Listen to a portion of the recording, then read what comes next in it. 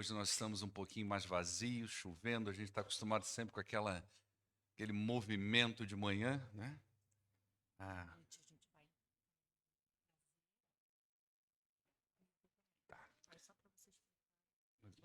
falou da camisa agora, né? Tá. Queridos, antes da gente começar, nós vamos fazer alguns anúncios, tá? Obrigado, Wesley. Deus abençoe sua vida, querido. Essa madrugada, o dia de ontem para cá, nós tivemos aí as nossas irmãs do Ministério Infantil, foram para Belo Horizonte, né?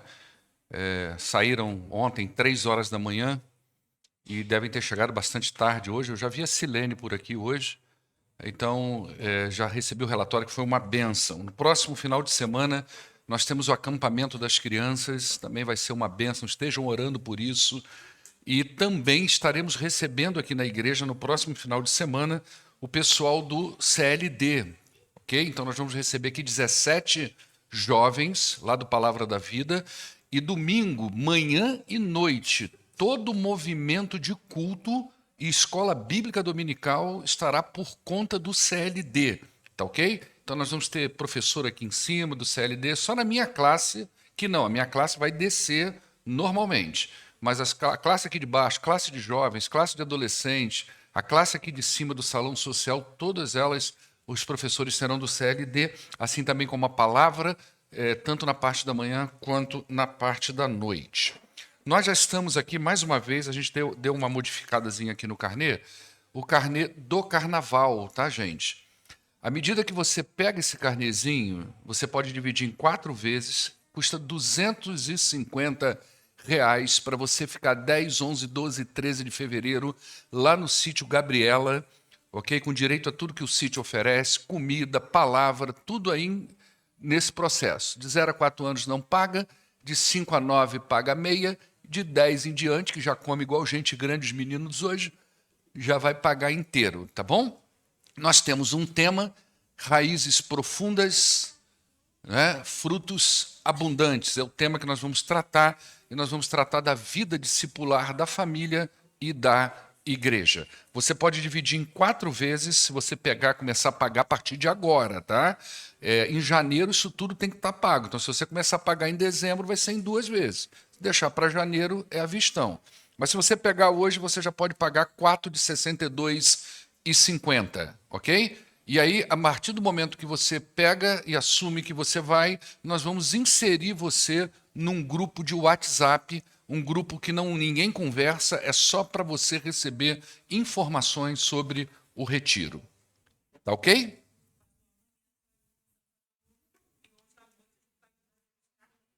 Isso, hoje à noite é que vai trazer os carnês e a partir da manhã já vai ter o grupo, tá bom? E mais algumas surpresas que vão vir aí. O pastor e a irmã Marina, essa semana, vai estar no Congresso Fiel para Pastores e Líderes, então a gente vai dar uma sumidinha aí durante essa semana, mas no final de semana que vem nós já estaremos juntos aí novamente, ok? Maravilha. Dito isto, abre a sua Bíblia em 2 Coríntios, capítulo 8. Agora presta atenção enquanto você vai abrindo a sua Bíblia. E eu vou ter que te acompanhar aqui, tá, Daphne? Porque na correria de vir para cá, por conta dessa água que entrou aqui, já preocupado, eu não sei onde foi parar, achei que minha Bíblia estava aqui eu uso e não localizei, então nós vamos ler lá, tá? Presta atenção. Eu sigo a escola bíblica dominical através da classe da Marina. Qual foi o dom lá hoje mesmo? Não estou me lembrando. A aula foi 27, não, lá dos jovens. Foi a 28 já, né? A aula foi a 28. Só que hoje a Marina deu aula aqui, essa semana o Rodrigo me ligou, dizendo que não, talvez estivesse de sobreaviso, está de sobreaviso, né? Pode sair para o hospital a qualquer momento, mas que aí eu fui entrar em contato com a lição daqui, que eu acho que é a mesma que está dando na classe do Washington e não é dos jovens. Era dom de contribuição, não é isso? Na sua não é, 28 já, né? Dom de contribuição. E eu já estava já engatado essa semana, como eu tratei com vocês, a gente está estudando o livro de Atos, não é? A gente está estudando o livro de Atos, mas eu disse que de vez em quando eu ia parar para falar de outro tema. Qual que era outro tema, gente? Então, caiu certinho. Então eu acho que tem coisas que o Espírito parece que quer dizer à igreja. Você está precisando ouvir disso, tá, irmão? Às vezes parece que o Espírito está falando, está coordenando, Já estava tudo prontinho, mensagem pronta sobre dízimo. E aí vem uma aula que hoje eu participei aqui, aprendi essa diferença entre dom de contribuição e ser dizimista, são coisas totalmente diferentes. Eu aprendi isso aqui hoje. Então eu acho que nós vamos completar essa ideia com mais uma vez falando sobre esse tema, né? E hoje nós vamos usar 2 Coríntios, capítulo 8, versos de 1 a 12. Na verdade, eu vou ler até o 14, tá? Vou ler até o verso de número 14, nós vamos olhar para esse texto e buscar esse tema no texto, tá ok? Então diz assim: agora, irmãos, queremos que vocês tomem conhecimento da graça que Deus concedeu às igrejas da Macedônia. Provavelmente ele está falando da igreja de Bereia, a igreja de Filipos e a igreja de Tessalônica. São as 3 igrejas prováveis da região da Macedônia, sendo a igreja de Filipo uma das primeiras que foi instituída, e a porta de entrada na região da Macedônia do mundo antigo. No meio da mais severa tribulação, a grande alegria e extrema pobreza deles, dos macedônios, transbordaram em rica generosidade, pois eu dou testemunho de que eles deram tudo quanto podiam e até além daquilo que podiam, por iniciativa própria. Eles nos suplicaram insistentemente o privilégio de participar da assistência dos santos. E não somente fizeram o que nós esperávamos, mas eles se entregaram primeiramente a si mesmo ao Senhor e depois a nós pela vontade de Deus. Assim, recomendamos a Tito que, assim como ele já havia começado, também completasse esse ato de graça da parte de vocês. Todavia, assim como vocês se destacam em tudo, né, lembra da igreja? Ele está escrevendo aos Coríntios. Vocês lembram que a igreja de Corinto é aquela igreja que tem dom para tudo? Né? Lembra da igreja de Corinto? Lá nós estudamos 1 Coríntios aqui. A igreja de Corinto é a igreja conhecida pela abundância de dons. E ele vai dizer assim: todavia, assim como vocês se destacam em tudo, então vocês se destacam na fé, na palavra, no conhecimento, na dedicação completa e no amor que vocês têm por nós, destaquem-se também neste privilégio de contribuir. Seja bom nisso também, né? Ele está dizendo. Verso 8. Não estou dando uma ordem, mas eu quero verificar a sinceridade do amor de vocês, comparando-o com a dedicação dos outros. Quem não gosta de comparação, está aí um problema bíblico. Ok? Volta no verso 8. Olha o problema que Paulo está arrumando. Eu estou verificando a sinceridade de vocês. Como é que eu vou fazer isso? Eu vou comparar a dedicação de vocês com a dedicação dos outros. Então, quem não gosta de comparação vai ter um problema com o apóstolo Paulo, né? Verso 9. Pois vocês conhecem a graça de nosso Senhor Jesus Cristo, que, sendo rico, se fez pobre por amor de vocês, para que por meio da sua pobreza vocês se tornassem ricos. Este é o meu conselho, convém que vocês contribuam, já que desde o ano passado vocês foram os primeiros, não somente a contribuir, mas também a propor esse plano. Paulo está fazendo aquilo que ninguém gosta, né? A pessoa está numa reunião, está um monte de problema a ser resolvido e deficiências na igreja, alguém levanta, faz uma proposta, e o apóstolo Paulo fala: já que você está propondo, por que você não encabeça, né? Ninguém gosta disso, mas é isso que ele está fazendo, tá bom? Agora, completem a obra para que a forte disposição de realizá-la seja igualada pelo zelo em concluir, ok? De acordo com os bens que vocês possuem. Porque se há prontidão, a contribuição é aceitável de acordo com aquilo que alguém tem e não de acordo com o que não tem. Ok? Nosso desejo não é que os outros sejam aliviados enquanto vocês sejam sobrecarregados, mas que haja igualdade.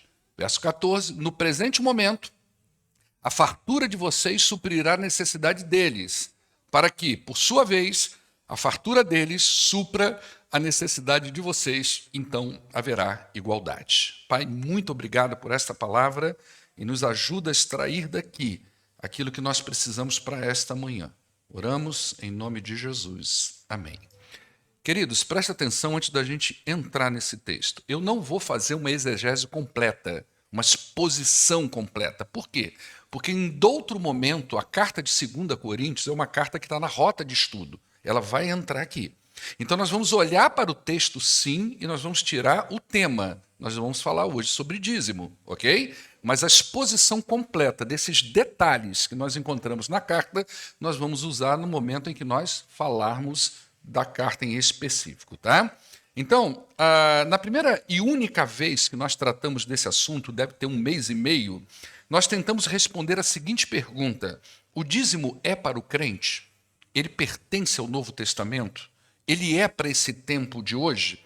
E na ocasião nós tratamos desse tema da seguinte forma: usamos alguns textos do Antigo Testamento que falam sobre dízimo, nós começamos a caminhar nele, falamos sobre algumas palavras de Jesus que falavam sobre dízimo e usamos alguns textos do Novo Testamento para falar a respeito de dízimo.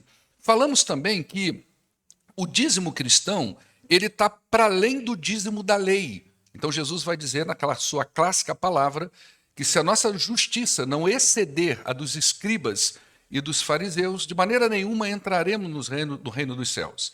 É claro que não tem uma relação entre ser dizimista e ir para o céu, absolutamente nada a ver com isso. Mas esse texto mostra para a gente que nós, como crentes em Cristo Jesus, aqueles que entendem a graça de Deus, têm que olhar para as coisas a respeito das quais já existiam na fé, né, para além do olhar do fariseu, para além do olhar da lei. Então, o farisaísmo era 10% o dízimo, é o dízimo da lei. O dízimo do cristão, para além disso, né, ele é 100%, ele está muito para além de uma marca, de um número. E a gente falou disso, então, na primeira vez. Falamos também que a igreja poderia fazer, se o povo de Deus fosse fiel nesse aspecto, ela poderia fazer muitas coisas. A gente falou que nós poderíamos investir muito mais recursos para investir em missões, muito mais recursos haveria para investir na própria igreja, não haveria necessidade de tantas campanhas na igreja, isso seria desnecessário, porque a igreja teria recursos para fazer isso. Então não teria ninguém no seu pé o tempo todo. Gente, nós vamos fazer uma campanha de cesta básica. Gente, nós vamos fazer uma campanha para trazer. Não necessitaria disso. Até porque as campanhas, elas têm uma problemática que é um pouco do que a Marina tratou aqui na Escola Bíblica Dominical, que é aquela troca de função. O sujeito ele tira daquilo que era para entregar como dízimo ao Senhor e ele dali faz a contribuição dele para aquela campanha. Então ele vai manipulando um dinheiro que teoricamente não lhe pertence, mas ele manipula aquilo para ficar bem com Deus e com os homens. Então, evitaríamos todos esses transtornos e outras trocas que às vezes as pessoas usam o dinheiro como meio de manipulação entre ele e Deus, entre ele e as pessoas. Tema tratado aqui na Escola Bíblica. Hoje, o meu objetivo é olhar para esse texto e extrair dele algumas orientações sobre o dízimo. Sabemos que isso é um tema complexo. Falar desse tema é uma complexidade, porque mexe numa área delicada da vida das pessoas. Mas a gente precisa falar disso. Eu falei sobre isso na primeira vez, há 1 mês e meio atrás, ou 2, não sei, que algumas igrejas, infelizmente, bagunçaram tanto aquilo que é algo bíblico e que traz bênçãos para o povo de Deus e que faz parte da nossa adoração. E o dízimo hoje se tornou uma pedra de tropeço na vida das pessoas.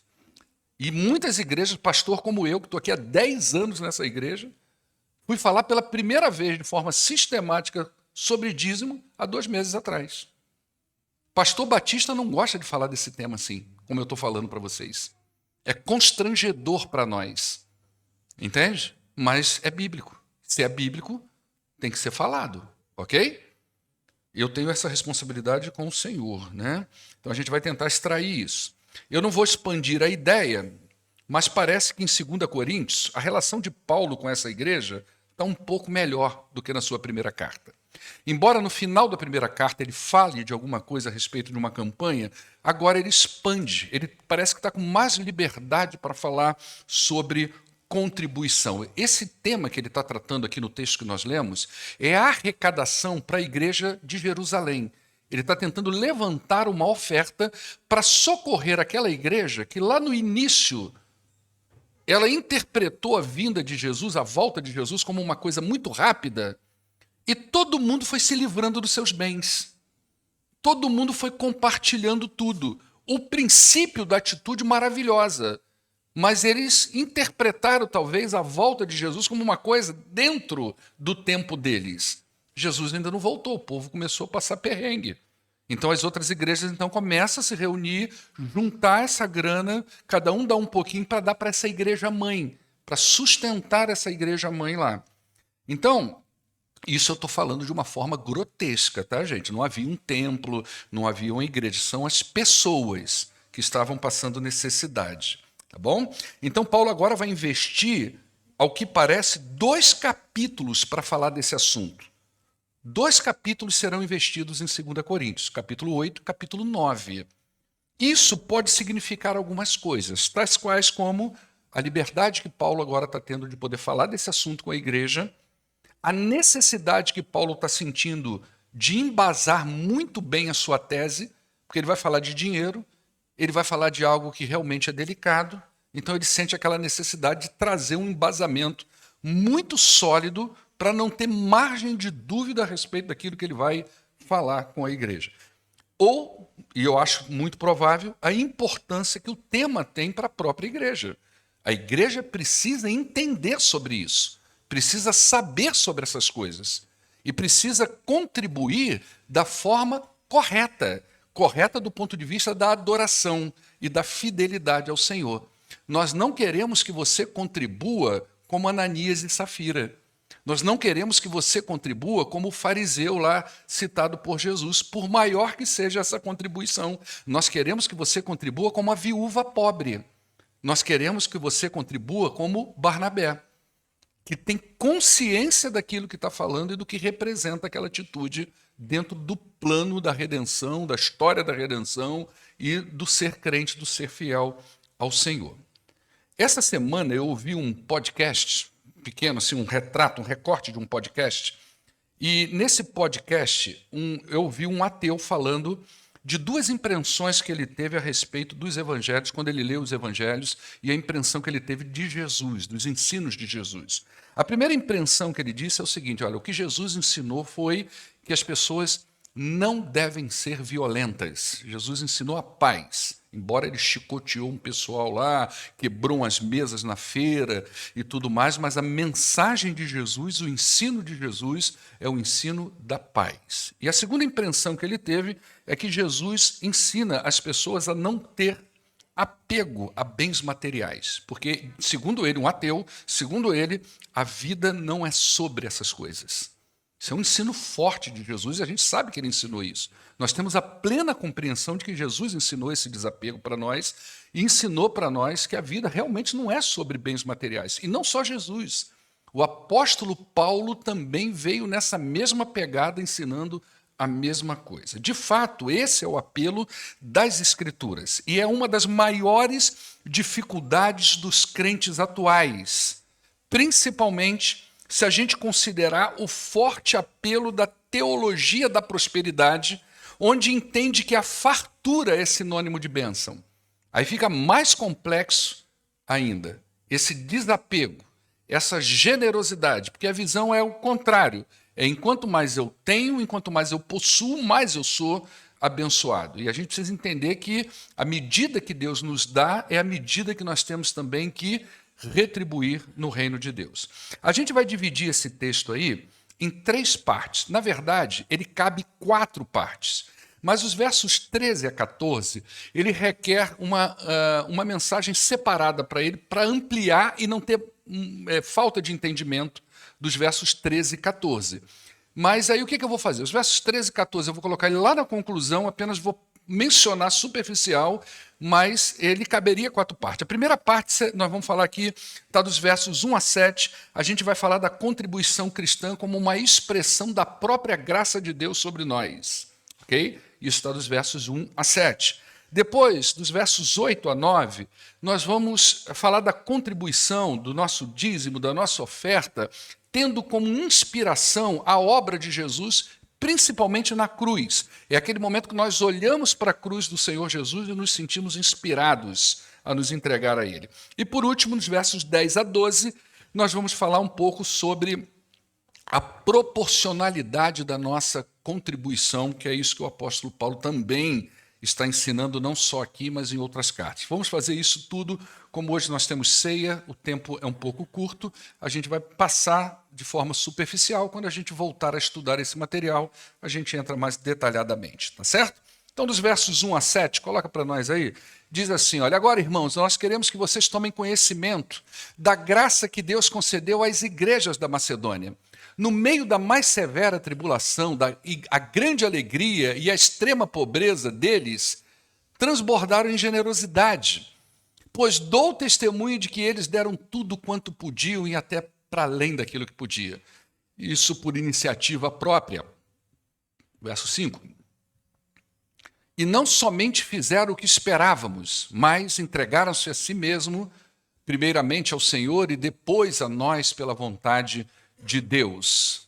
Assim, recomendamos a Tito que, assim como ele já havia começado, também completasse esse ato de graça da parte de vocês. E o verso 7, todavia, assim como vocês se destacam em tudo, na fé, na palavra, no conhecimento, na dedicação completa, no amor que vocês têm por nós, também se destaquem no privilégio de contribuir. Veja bem, volta lá no verso 1, aí você vai acompanhando aí, por favor. Veja bem, é interessante que Paulo, ele quando começa essa fala, e ele começa a falar aos coríntios, o que Deus havia feito aí, ele não vai falar sobre aquilo que os macedônios fizeram. Ele não começa falando pelas evidências da graça. Ele começa a falar a respeito daquilo que Deus havia feito na igreja, nas igrejas da Macedônia. Provavelmente, como eu acabei de falar agora, dentre as igrejas mais conhecidas dessa região, ele deve estar falando de Filipos, a gente já estudou essa igreja aqui, a gente viu como ela foi generosa no ministério de Paulo. Ele deve estar falando da igreja de Tessalônica e provavelmente da igreja em Bereia. Então são 3 possíveis lugares que ele está se referindo aqui. E ele não está falando, primeiramente, do que essas pessoas fizeram, mas ele abre o capítulo 8 falando do que Deus fez na vida dessa igreja. Então ele vai falar sobre a graça de Deus que foi derramada nessas igrejas. O que isso quer dizer aqui desse texto? Existe um estudioso chamado Simon Kistemaker. Ele estudando essa carta, esse texto, ele diz assim, que em muitas cartas, na carta aos Coríntios, quando Paulo fala sobre graça, e ele usa várias expressões para falar de graça e das suas variações, a expressão tem vários sentidos que vão depender do contexto que Paulo vai usar essa palavra graça. Mas ele diz que aí, nesse texto, Paulo não está falando da graça da salvação, mas ele está falando das consequências da graça da salvação. Ou seja, Paulo vai testemunhar para os coríntios sobre as evidências da salvação nas igrejas da Macedônia. Olha, a graça de Deus chegou lá e foi derramada na vida daquele povo. Eles foram salvos por Cristo Jesus, mas não é sobre isso.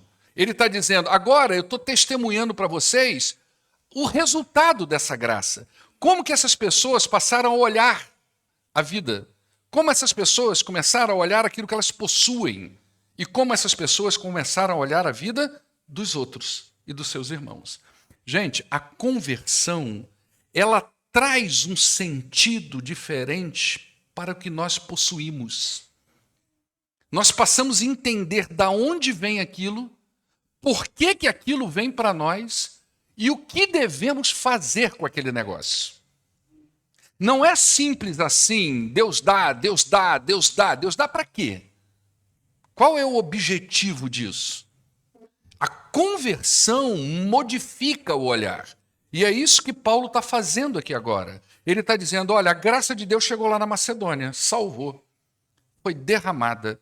E agora eu dou testemunho para vocês das evidências dessa graça. Eles entenderam a graça de Deus sobre eles e agora eles estão sendo agraciados com a graça de poder ser generosos no reino. É isso que Paulo está testemunhando para eles. E aí Paulo vai falar de 3 situações difíceis, 2 delas bem complexas e que pode ser uma pedra de tropeço, mas que para eles não foi impeditivo. Eles entenderam a graça para além da situação que eles viviam. Então ele vai falar, olha, eles contribuíram mesmo com severa tribulação. Eles contribuíam no meio de grande alegria. Alegria de quê? De receber a graça de Deus. de receber o poder de Deus, de poder participar daquele momento, mas eles estavam em severa tribulação. E também, qual era o outro ponto que Paulo vai falar aí no verso 2? Eles estavam vivendo o quê? Em extrema pobreza. Entende isso? Não teve aquele papo entre os macedônios assim, olha, vamos fazer o seguinte, deixa eu resolver isso aqui, aquilo ali, deixa eu acabar esse problema. Aí sim eu vou. Não teve isso nos macedônios. A vida estava difícil para eles. Eles estavam vivendo perseguição, estavam alegres por estar participando do reino, estavam duros, estavam pobres, mas o que eles ofertaram ao Senhor foi para além do esperado. É claro que tem uma razão, e Paulo vai dizer, a gente não vai entrar nela aqui hoje, mas a razão é simples. Eles primeiro se entregaram a quem? Ao Senhor. Se entregou ao Senhor, já era, irmão. É isso que Deus move na vida da gente.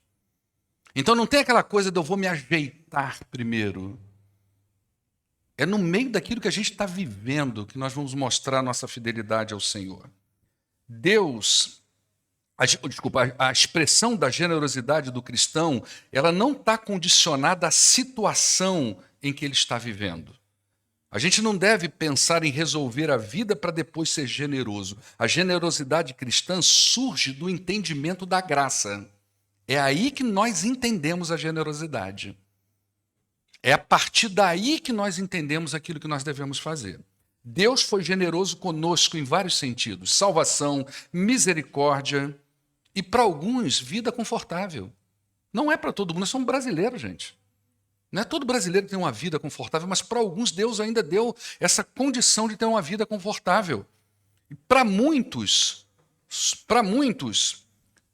só não é mais confortável porque, infelizmente, são maus administradores dos recursos que Deus dá. Você sabia disso? Que até aquilo que Deus dá para a gente, nós precisamos aprender a controlar aquilo para a gente não deixar de ser fiel. Ok? Às vezes Deus te dá uma abundância, te dá um recurso bom, te dá um salário bom, mas você se mete, não, Deus está mandando, aí vou comprar. Esse dia eu estava brincando com a minha esposa e com o Jamil não está aqui agora. Eu falei assim, gente, estou 4 anos construindo a minha casa. Está terminando, só faltam as lâmpadas, cadê o Alexandre? Eu estou dependendo do Alexandre, tá, gente? Aquele homem careca lá atrás, lá. Só estou dependendo dele, só falta ele. Então, ele, na sua generosidade, às vezes ele, no meio de tanto trabalho, ele fala, pastor, eu vou te dar 2 horas no meu trabalho. E é uma bênção. Ele vai lá, faz um monte de coisa, me prometeu, no próximo Cometa Rally ele vai voltar, mas tranquilo. Cara, gente boa, né? E estou terminando essa casa sem dívida. Porque eu aprendi a controlar o meu dinheiro. Eu não posso dar mau testemunho. Eu nunca levei a minha família para um lugar que eu não pudesse levar. Né? Tá lá. Aí eu brincando com a Marina, eu falei para ela, Marina, eu vou arrumar uma dívida para mim. Porque um homem sem dívida não é um homem, é uma criança. Um homem sem barriga e sem dívida não tem história. A minha sandália do deserto está ali fora, aquele carro ali, está chegando na Terra Prometida já. Falei, vou entrar dentro de uma loja qualquer hora, vou arrumar 60 prestações para eu me sentir homem. Mas aí eu penso, como é que eu vou adorar o meu Deus? Ok? Eu posso fazer isso agora, amanhã. Teve um irmão que ainda falou assim, vai amanhã, olha só que coisa, hein? Vai amanhã. Só faltou ele abrir Josué, onde pisa a planta do teu pé, vosso. Não é? Eu posso fazer isso. Mas e o meu Deus? Será que os meus recursos é todo para eu fazer o que eu quiser? Será que é assim que eu tenho que viver? Não. Eu sou um adorador do Senhor. E as coisas que Deus me dá é para mim e para Ele também. Para ser usada no reino dele. A minha adoração e a minha fidelidade não pode ser comprometida pelo meu bem-estar. Simples assim. E Deus retribui a gente mais do que aquilo que nós pensamos e esperamos. Porque o retorno do Senhor nem sempre vem em forma de recurso. Não é sobre isso. Mas só em poder chegar na minha casa e ver que, nossa, que lugar maravilhoso é estar. Não é a casa física, não. Tá? Eu moro aqui num apartamento aqui no centro. Como é gostoso estar em casa com a minha família. Como é gostoso pôr a cabeça no travesseiro e saber que a minha única preocupação é adorar o meu Deus. É claro que tem uns pedreiros ruins aí, mas é adorar o meu Senhor. Tem nada no meio do caminho. Eu vou te dizer mais, para muitos crentes, a oferta de generosidade que Deus dá se torna um obstáculo para a sua fidelidade, pois ele investe seus recursos em si mesmo e aquilo que sobra, ele vai investir no reino. A generosidade do próprio Deus se torna uma dificuldade. A generosidade de Deus, se não for bem administrada, ela vai se tornar um problema para o crente. Presta atenção. Rei Davi, olha a generosidade de Deus na vida desse homem. Ele era um pastorzinho de ovelha, o menor da sua tribo. Deus fez dele o quê? O rei de Israel. E o que ele fez? Pecou contra o Senhor. A generosidade de Deus, se não for bem administrada, é um problema espiritual. Outro, Salomão. Deus foi generoso com Salomão. Deu a ele sabedoria inigualável. Essa generosidade subiu a cabeça e no final da vida dele, o que ele mais fez foi não ser sábio. Sansão. Deus fez com ele o que não fez com nenhum outro juiz. Chamou ele no ventre da sua mãe, deu a ele uma força e um poder inigualável, que a gente não encontra muito precedente ali, não é? Mas ele, a partir dessa generosidade de Deus, administrou mal, se tornou um camarada mulherengo,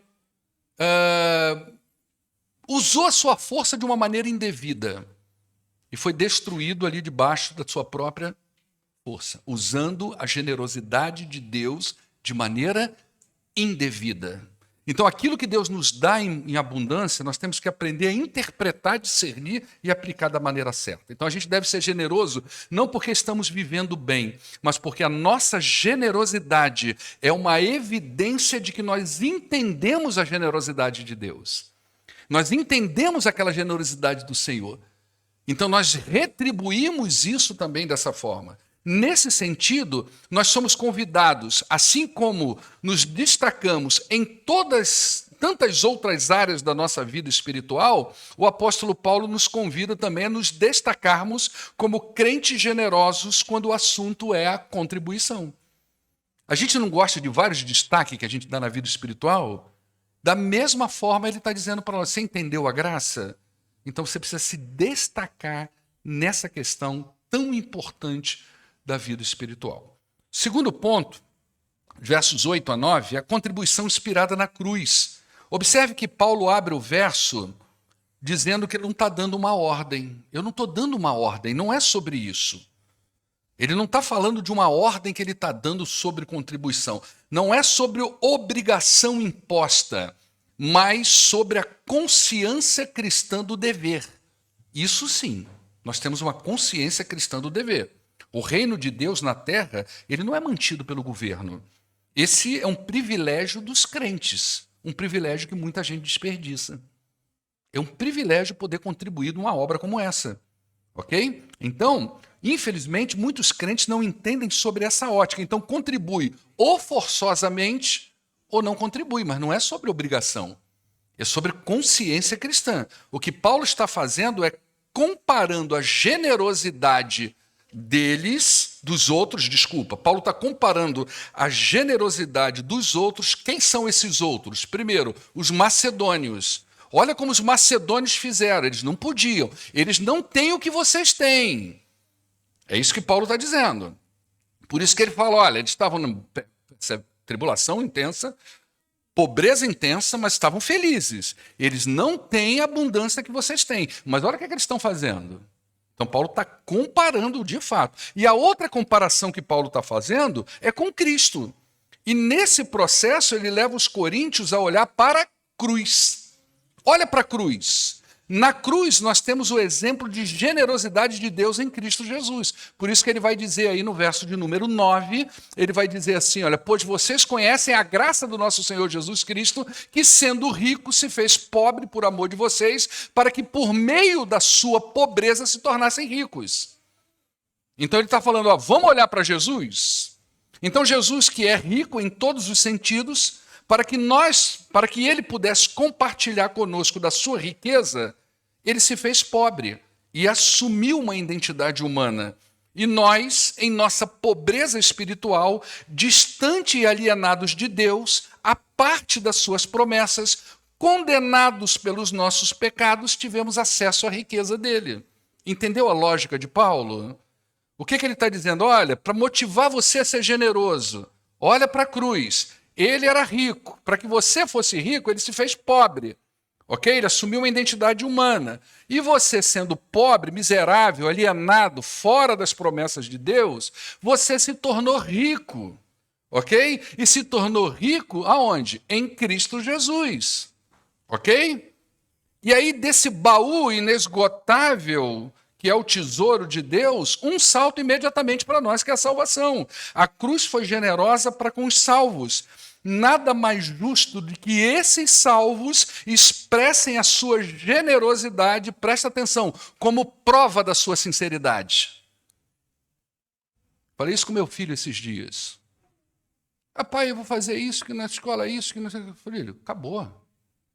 Não é sobre falar, é sobre ser. Não é sobre ficar dizendo. Falar, a gente pode falar muita coisa. Mas a prova da sinceridade aqui é visível. Não é o que está no meu coração, não é o desejo do meu coração, é o que eu faço. Essa é a prova da sinceridade que Paulo está usando aqui. Não é? Então ele está dizendo, não é uma questão só disso. Esse é o caminho que Paulo está usando para trabalhar questões financeiras na igreja de Corinto. Você entendeu a graça? Isso é sincero? A maior prova que tem é você ser generoso. Essa é a prova, que você entendeu a generosidade de Deus. Porque é isso? Não, meu amigo, não é desse jeito. É aquilo que a gente faz. Esse é o caminho que Paulo está usando. No verso 10 a 12, que é o terceiro e último ponto, ele vai falar da proporcionalidade da contribuição. Olha o que ele diz aí, gente. Isso é muito equitativo, né? Este é o meu conselho, disse Paulo. Convém que vocês contribuam. Já desde o ano passado, vocês foram os primeiros, não somente a contribuir, mas também até a propor o plano. Então, provavelmente, em algum momento, essa igreja, vamos fazer um movimento, vamos ajudar e tal. Agora, completem essa obra para que a forte disposição de realizá-la seja igual pelo zelo de contribuir, de concluir. Então, o que ele está dizendo? Não é só sobre aquela oferta que você trouxe. É aquilo que a Marina ensinou aqui. Vamos até o fim com o negócio. Vamos concluir a obra, tá? Agora, o que ele diz na última parte do verso? Tá? De acordo com os bens que vocês possuem. Quem tem pouco não tem que se meter a querer dar para além da sua realidade, a não ser que Deus toca no seu coração. Isso é outra coisa. Isso é um caso, é outro tipo de caso. Mas não é assim que se faz. Quando a gente fala de contribuição, quando a gente fala de dízimo, é dentro da nossa proporcionalidade. Tem uma proporcionalidade nesse processo. Então, no verso 10, ele fala de uma outra campanha que eles participaram, propuseram esse movimento, mas a questão é como que as pessoas deveriam participar disso. Isso deveria ser proporcional à condição de cada pessoa. A gente pode ver esse mesmo princípio em outros textos. Lá em Atos 11, 29, Paulo diz assim, os discípulos resolveram mandar cada um conforme as suas posses, socorro para os irmãos que habitavam na Judéia. Então é dentro da proporcionalidade, né? Esse mesmo princípio é encontrado em Atos dos capítulos 2 até o capítulo 4, onde cada um contribuía de acordo com as suas necessidades. É claro que todos esses textos, inclusive o de 2 Coríntios, ele se trata de oferta, mas o princípio é o mesmo para o dízimo. O dízimo é proporcional, gente. É proporcional ao que Deus dá para cada pessoa. O dízimo é democrático. Pessoas que têm poucos recursos serão generosas dentro da sua realidade. É o caso da viúva pobre. É dentro da realidade da pessoa. Ali está o exemplo do dízimo cristão. Ela deu tudo que ela possuía. Quem tem mais será generoso dentro da sua realidade. Um exemplo negativo era o fariseu que estava dando lá junto com a viúva pobre. Ele levava muita coisa, era um volume muito maior do que o da viúva pobre, mas não representava a sua proporcionalidade. Entendeu isso? Não era proporcional à sua realidade. Então, uma pessoa que tem muito, ela pode entregar um valor e você olhar para aquele valor e falar assim, nossa, é muito, mas aquele muito não é proporcional à realidade dela. É isso que Paulo está dizendo aqui. E às vezes o que ganha pouco, aquilo sim é proporcional, às vezes até mais do que a realidade dela. Não é? Então, o fariseu ele entrega as sobras, é o exemplo negativo. Infelizmente, esse comportamento fariseu ele está muito presente nos dias de hoje, pessoas com recursos dando a Deus desproporcionalmente aquilo que Deus tem dado à vida delas. E por incrível que pareça, se vê mais fidelidade em quem tem menos do que em quem tem mais. Gente, deixa eu deixar uma coisa clara para você ficar tranquilo, tá? Eu não tenho acesso a essas informações numéricas. Tá bom? Eu não sei o que você entrega, eu não sei nada disso. Não sei se você é proporcional, se você não é. Eu não tenho essa identidade, essa visualização numérica e para que me dê tranquilidade e liberdade de poder falar o que eu estou falando aqui agora. Você está entendendo? Eu quero ser livre para descer o cajado. Amém ou não, irmãos? Eu preciso ser livre, então tem informações que é melhor eu não saber. Entendeu? Que é para eu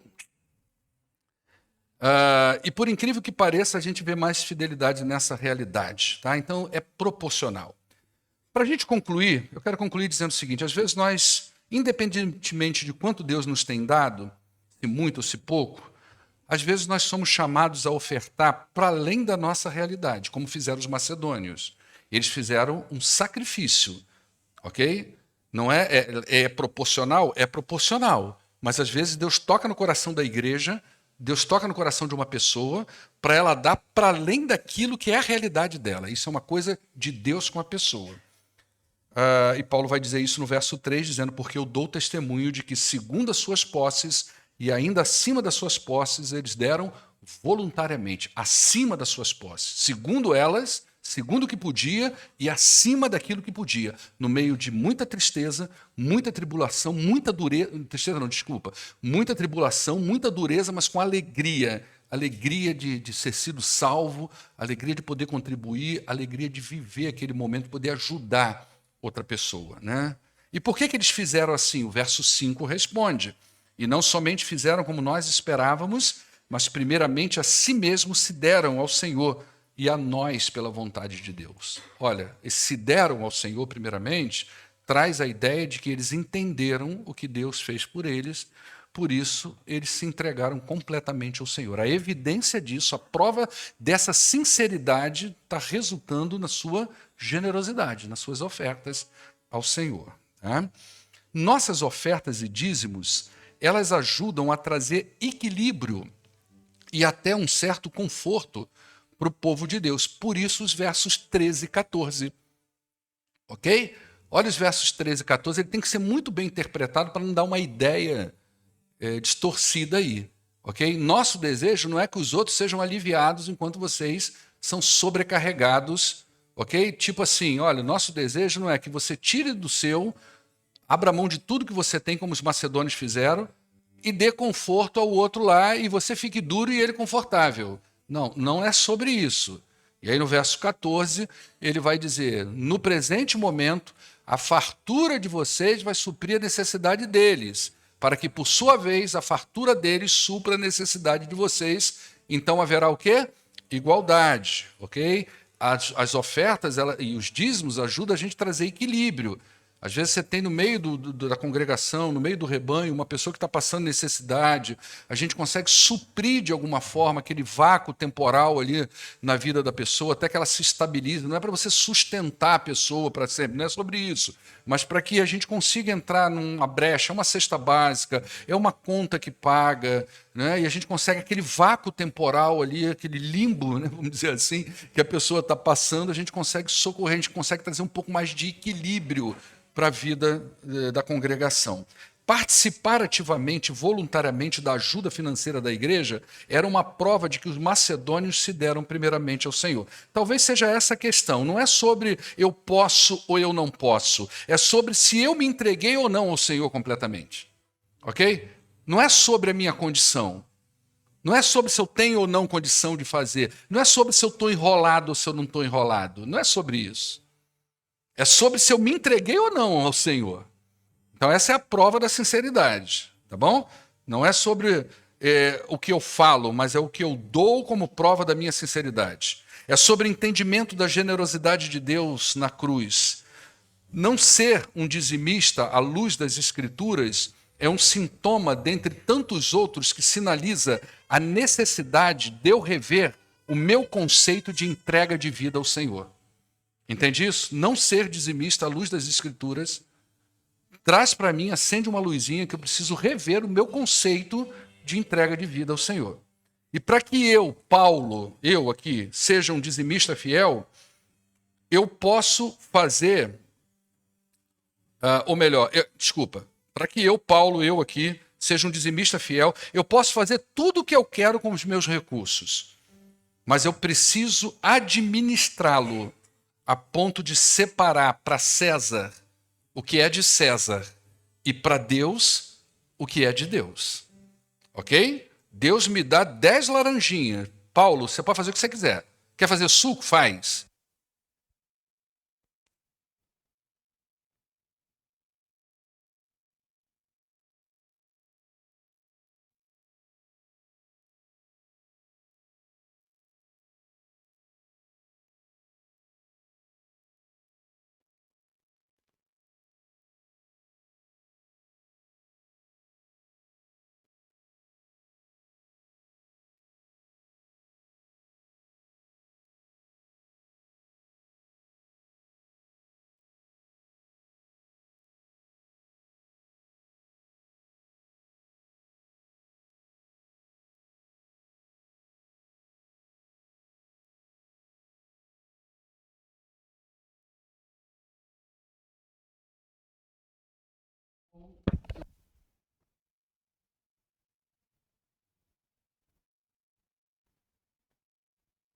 Deus aquilo que pertence a Ele.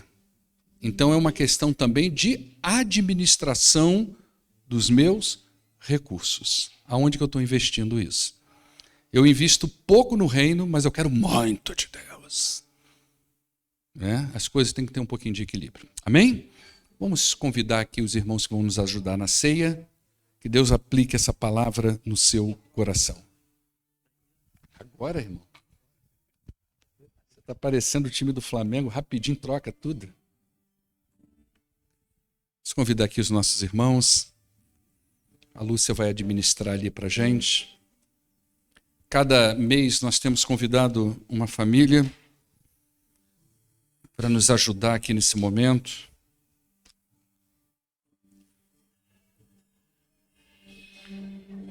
Queridos, você que vai participar desse momento da ceia, você que é biblicamente batizado, pertence a uma igreja evangélica, é membro lá dessa igreja, tem uma vida de comunhão com essa igreja e está nos visitando aqui hoje, você é convidado a nos acompanhar sem nenhum problema, ok?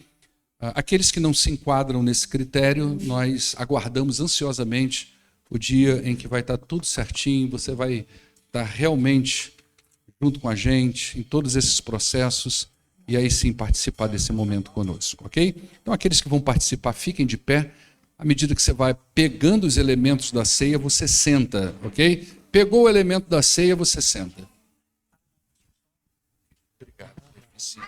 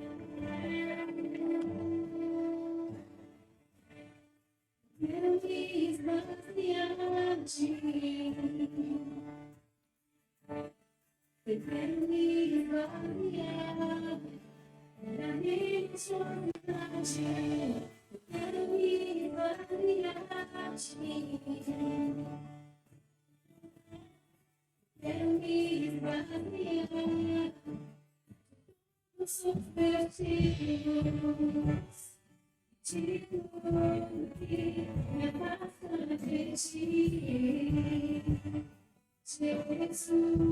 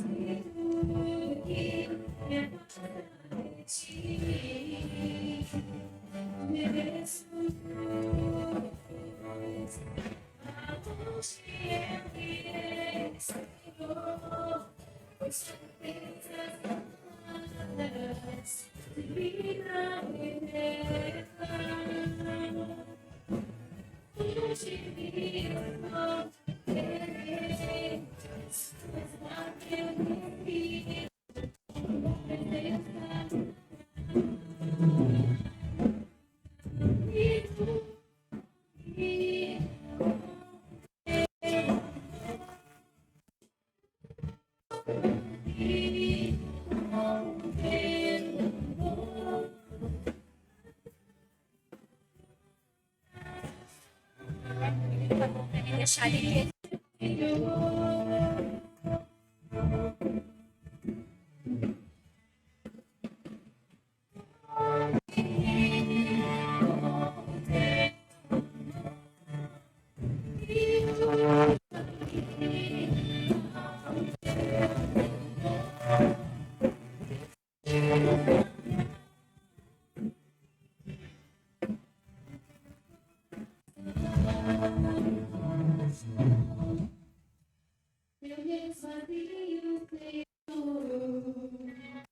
Amém. Queridos, é com esse espírito de comunidade que nós olhamos para a cruz em todo... Faltou aí? Faltou não?